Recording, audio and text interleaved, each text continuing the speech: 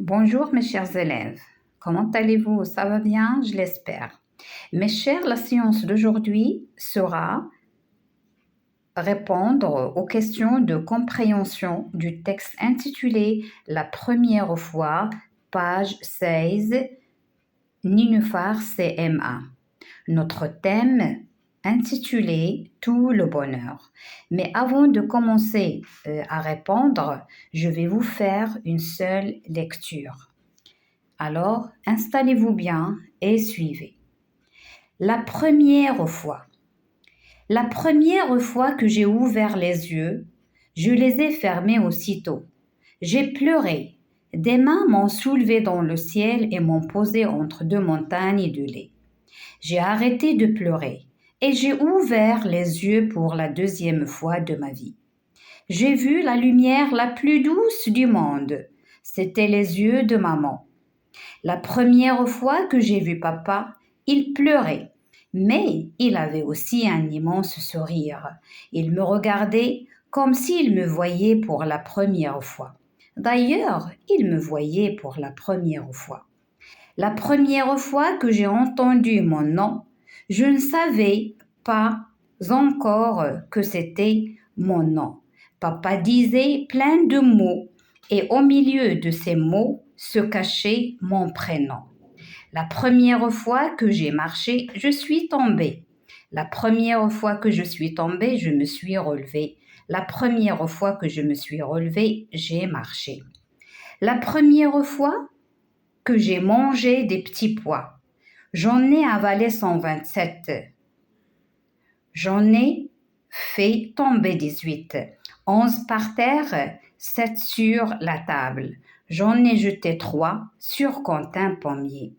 La maîtresse m'a dit que j'en avais un petit pois dans la tête.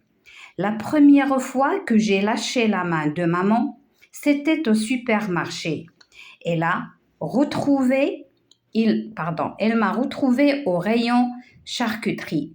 Je parlais à une tranche de jambon de dinde. La première fois, oh, je l'aime bien cette première fois. C'était un dimanche soir. On rentrait de la mer. Je m'étais enroulée dans une couverture à l'arrière de la voiture. Papa s'est retourné au feu rouge et a dit « La petite dort quand on est arrivé devant la maison ?» J'ai gardé les yeux fermés juste pour entendre papa dire « Chut » et le sentir me prendre dans ses bras. J'ai souri. Papa a approché sa bouche de mon oreille et c'est la première fois que je l'ai entendu dire « ma petite marmotte, ma petite marmotte ». La première fois que je suis montée dans le bus, j'ai poinçonné mon ticket 3 fois pour être sûre. Puis, je suis montée sur les genoux de papa et je l'ai embrassé 3 fois pour être sûre. Alors, il y a les questions du quiz, c'est-à-dire on va répondre par vrai ou faux. Son papa pleurait la première fois qu'il l'a vu. Est-ce que c'est vrai ou bien c'est faux? C'est vrai. Pourquoi? Comment on le savait? Dans le deuxième paragraphe, qu'est-ce qu'elle a dit? La première fois que j'ai vu papa, il pleurait. Donc, c'est juste. La question numéro 2, la première fois qu'elle a marché, elle s'est restée debout. Est-ce que c'est vrai? Est-ce que c'est vrai? Non, pas du tout, parce que dans le texte, elle a dit « La première fois que j'ai marché, je suis tombée ». Donc, c'est faux. La troisième phrase, elle a jeté 5 petits pois sur Quentin Pommier. Est-ce que c'est vrai ou bien c'est faux? C'est faux. Pourquoi? Parce que dans le texte, elle a dit « J'en ai jeté 3 sur Quentin Pommier ». D'accord? Donc, c'est 3 et non 5. La dernière phrase, son papa l'appelle ma petite marmotte. Est-ce que c'est vrai? Oui, c'est vrai. Elle est dans la dernière ligne de la première page. Elle a dit ma petite marmotte, ma petite marmotte. Elle a dit deux fois. Alors, pour les questions de compréhension, lis les phrases ci-dessous. À quoi est comparé le cerveau du personnage? À quoi sont comparés les yeux de la maman? Alors, les deux phrases, elles sont là. La maîtresse m'a dit que j'avais un petit poids dans la tête. La deuxième phrase, j'ai vu la lumière la plus douce du monde. C'était les yeux de maman. Donc ici dans la question, la première, à quoi est comparé le cerveau du personnage? Alors qu'est-ce qu'il lui a dit la maîtresse? La maîtresse lui a dit qu'il avait un petit poids dans la tête. Donc, le cerveau, où se trouve le cerveau? Dans la tête. Donc, la maîtresse, elle a fait ressembler le cerveau d'un petit pois. Et vous connaissez le petit pois, c'est un légume vert. Alors, la deuxième, à quoi sont comparés les yeux de maman? Alors ça, on a dans la deuxième phrase.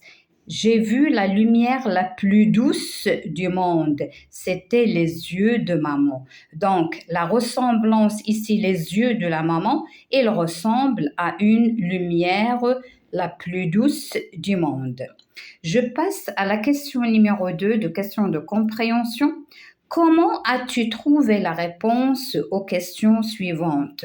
Entoure l'icône qui convient. Alors ici, il y a des questions. Et vous, comment vous allez trouver les réponses? Et vous allez entourer la bonne réponse. Ici, ce sont les icônes. Alors, est-ce que tu as trouvé la bonne réponse en lisant le texte ou bien en réfléchissant ou bien quelqu'un t'a aidé? Donc, la première, est-ce un garçon ou une fille qui raconte l'histoire?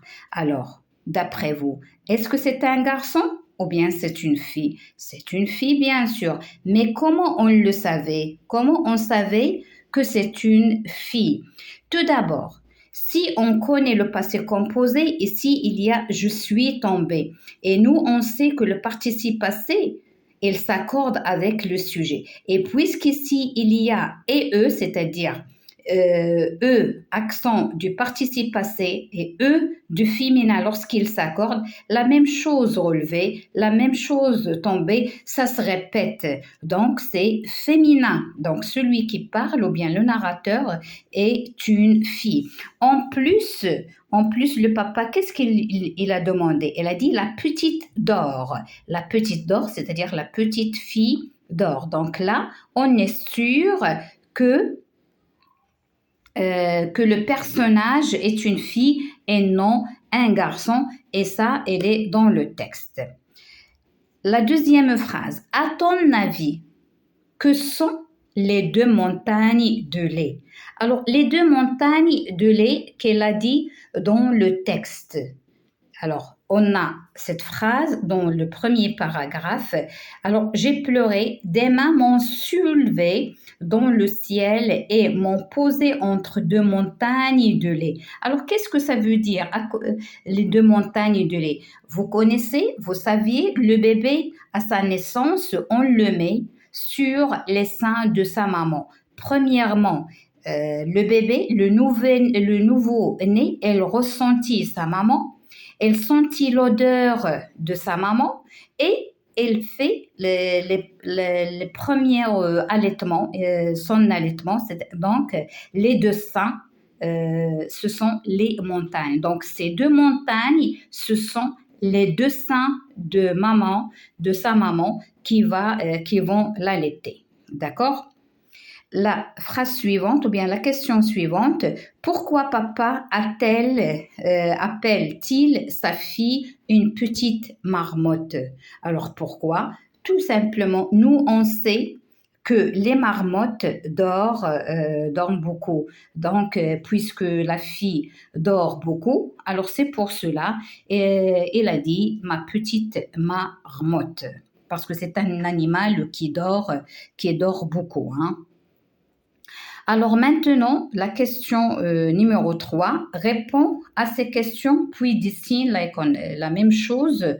Hein, d'accord? Ça, c'est un plus, c'est-à-dire, est-ce que vous avez trouvé la réponse à partir du texte lu? Est-ce que quelqu'un t'a aidé? Ou bien vous avez réfléchi à répondre? Donc, la première, pourquoi l'enfant n'ouvre-t-il pas les yeux? La question, pourquoi l'enfant n'ouvre-t-il pas les yeux? Alors, pour cette question, il y en a deux réponses qui sont justes. Si on considère que le nouveau-né il n'a pas ouvert les yeux parce qu'il pleurait. Ça, on l'a dans le premier paragraphe. La première fois que j'ai ouvert les yeux, je les ai fermés aussitôt. J'ai pleuré parce qu'il était en train de pleurer. Si on considère, ça c'est une réponse. Il y a une autre réponse que j'ai pensée. Elle est dans ce paragraphe en bas. Elle a dit l'enfant ne voudrait pas ouvrir ses yeux parce qu'il voulait ressentir son papa. Alors, je vais vous montrer la phrase. Alors, la voici. Alors, quand on est arrivé devant la maison, j'ai gardé les yeux fermés juste pour entendre papa dire chut et le sentir me prendre dans ses bras. J'ai souri. Alors là aussi, on peut considérer que c'est une bonne réponse. Là aussi, l'enfant ne voudrait pas ouvrir les yeux. Elle fait semblant de dormir pour qu'il sente ou bien pour qu'il entende son papa dire chut et le sentir prendre dans ses bras. Donc, l'enfant n'ouvre pas les yeux pour qu'elle entende son papa dire chut et le sentir prendre dans ses bras. Ou bien, on va dire car elle pleurait. Donc, ces deux réponses sont justes. Ça dépend.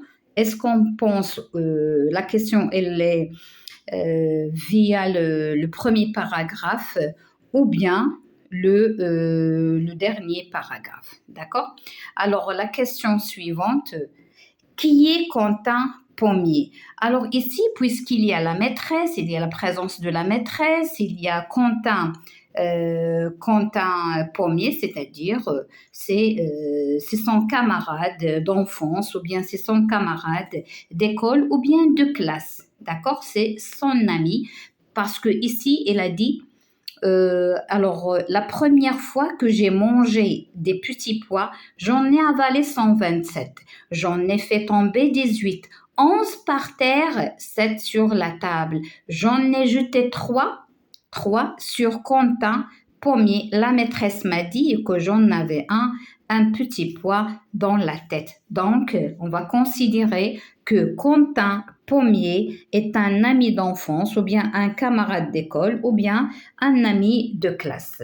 La dernière question de la page 17, la narratrice a-t-elle toujours le même âge au fil du récit? Non, pas du tout. Pourquoi?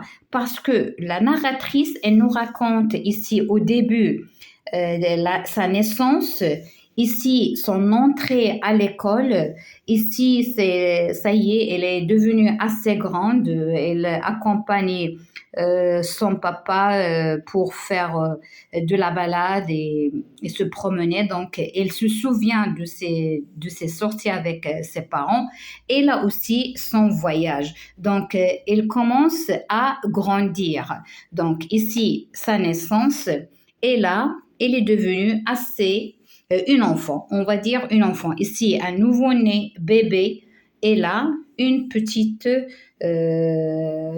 enfant. D'accord, mes chers? Alors, je vais répondre, ou bien j'ai répondu uniquement à la page 17 pour ne pas être assez longue. Et la séance prochaine, on va traiter la page 18 parce que dans ce manuel, il y a, pour aller plus loin, il y a, il y a le quiz, il y a les questions de compréhension et par la suite, il y a l'analyse du texte. L'analyse du texte, il nous propose d'autres petits textes qu'on va lire et on va traiter, ça dépend du vocabulaire aux thématiques. Et le vocabulaire aux thématiques de ce thème, c'est les 5 sens. Alors, les 5 sens, vous les connaissez. Alors, il y a la vue, l'ouïe, le toucher, l'odorat et le goût.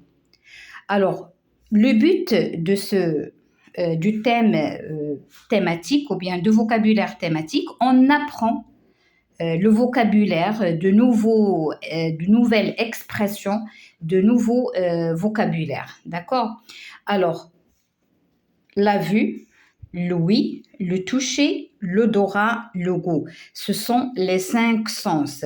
Bien sûr, on va apprendre les organes responsables pour chaque sens, les verbes concernant chaque sens, aussi les adjectifs et aussi tout ce qui se rapporte à ce thème. Donc, d'ici là, je vous quitte. À la prochaine, Inch'Allah. Et merci pour votre suivi.